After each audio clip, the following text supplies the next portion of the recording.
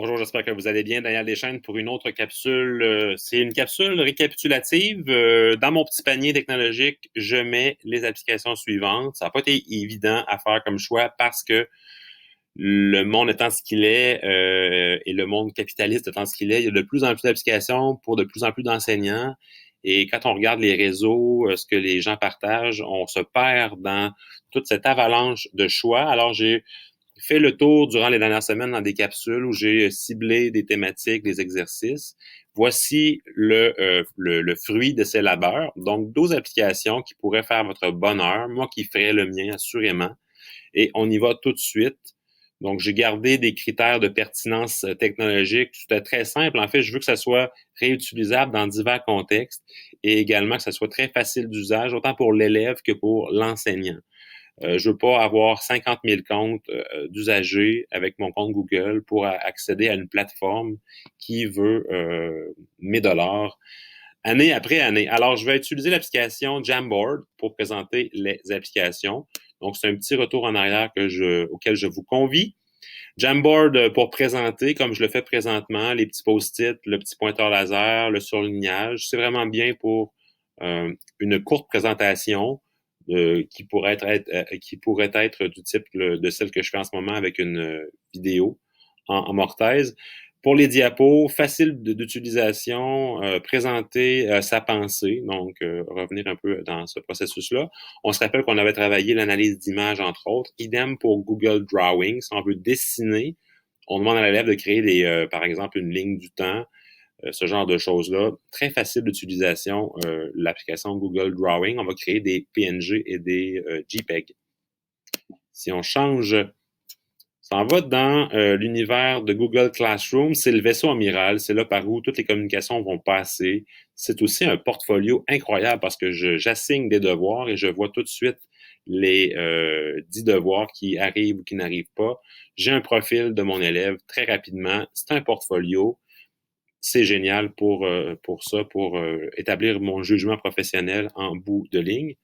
La connectivité avec les applications, qu'elles soient de l'univers Google ou non. Quand j'ai une application comme par exemple qui s'appelle Flipgrid, qui appartient à Microsoft, dans laquelle je peux publier des vidéos via Google Classroom, ça se fait. On se rappelle qu'il y avait une application qui se nomme Share to Classroom pour pallier un peu à cette situation-là. Google Meet, l'application qui nous permet d'entrer en contact vidéo. Ne réinvente pas la roue, c'est pas la meilleure, mais c'est peut-être l'une des plus fiables en ce moment. On aime beaucoup les alias et bien sûr la sécurité, c'est intéressant. L'application Zoom a de plus grande qualité, selon moi, souvent, mais c'est une application payante qui est hors de la Google Suite. Et voilà, elle est montée très rapidement au palmarès, elle est redescendue très rapidement aussi. Zoom peut toujours être une alternative, évidemment. Talk and Comment, une révélation, à mon avis, pour travailler la rétroaction rapide, efficace. Une rétroaction orale qui est beaucoup plus efficace qu'une rétroaction écrite, qui vous demande beaucoup moins de temps. Tout ça vient aisément dans votre bouche. On s'enregistre, on envoie le lien à l'élève. L'élève sait tout de suite à quoi s'attendre. Très polyvalent, facile d'utilisation. C'est le pouvoir de la voix. La rétroaction écrite a un pouvoir, mais d'entendre la voix de l'enseignant qui me dit pourquoi j'ai de la difficulté dans une opération ou dans une autre tâche, c'est toujours très intéressant à avoir.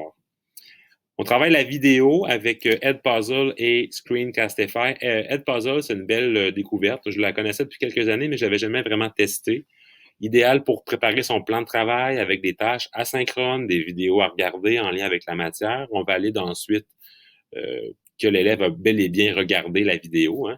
C'est toujours difficile de s'en rendre compte. On pose des questions, on va avoir des réponses. Tout ça va être partagé dans le Classroom. On garde nos traces. On est bien heureux d'avoir ça. Facile d'utilisation, comme je l'ai montré dans la capsule. On valide des contenus, des apprentissages. Aussi pour les tâches asynchrones, travailler avec Screencastify pour l'enseignant, préparer du contenu d'avance, ou aussi pour l'élève. Donc, pour l'élève, on pourra créer des tâches vidéo dans lesquelles l'élève nous présente des processus. On s'invite dans sa tête. C'est également aussi, je ne l'ai pas mentionné, mais Screencastify, c'est une application hors pair pour travailler la classe inversée. Quelques enseignants, d'ailleurs, m'en ont parlé, avaient commencé la classe inversée durant le confinement. On se comprend des enseignements que l'on fait, que l'on répète souvent, on les met en capsule, puis on en fait un autre, puis on en fait un autre, puis on en fait un autre. Et à un moment donné, on fait un enchaînement et on rentre presque dans la classe inversée. Donc, c'est un début, minime, aussi minime soit-il, mais c'est un pas vers cette direction-là. Et c'est intéressant de le tester avec une application aussi fiable et aussi bien connectée à l'environnement de Google. Parlant de Google, ben, des classiques, des applications de base qu'on a peut-être redécouvert ou en fait sur lesquelles on savait qu'on pouvait se fier. Google Form qui occupe une place prépondérante maintenant. Validation avec la portion test autocorrigé. Donc, le questionnaire euh, qui s'autocorrige de lui-même quand il a été programmé comme tel. On peut travailler, entre autres, les opérations intellectuelles. On peut aller beaucoup plus loin que de la simple validation de vrai ou de faux. La rétroaction, on peut insérer talk and comment au travers. On peut aussi également donner à l'élève tout de suite sa note si on fait un test de validation. C'est une rétroaction chiffrée, on s'entend. Donc, on sait si on est dans le champ ou non, mais c'est quelque chose qui est intéressant pour l'élève de savoir tout de suite si ça s'est bien passé, oui ou non, si les connaissances sont là ou si elles ne le sont pas. Google Slide n'est pas qu'un outil de présentation, mais aussi un outil où on peut faire des exercices, on peut collaborer avec la modification dans Drive, on peut faire de la rétroaction en tant qu'enseignant. Idem pour Google Doc, la collaboration, le travail d'équipe, on peut faire la rétroaction facilement dans le chat ou en utilisant Talk and Comment. Donc, on aime beaucoup cette application-là. Pour des tâches plus complexes aussi, on peut s'en servir aisément. On va souvent se tourner vers le récit des tâches qui existent. On travaille dans le Google Doc. Ça vient un peu naturellement. Pour finir, une nouvelle application, si on ne la connaissait pas, TimeToast et Mentimeter. TimeToast, dans le fond, on travaille les lignes du temps. Très facile d'usage, autant pour l'élève que pour l'enseignant.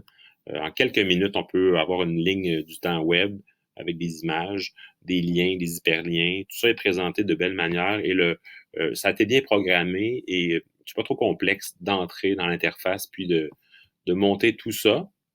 Idem pour Mentimeter, une belle application, sonder les élèves, on va susciter le débat, la discussion, on peut travailler les connaissances antérieures par le questionnement, travailler aussi les concepts. On a besoin de code. Si les élèves ont des cellulaires, peuvent les utiliser, oui ou non.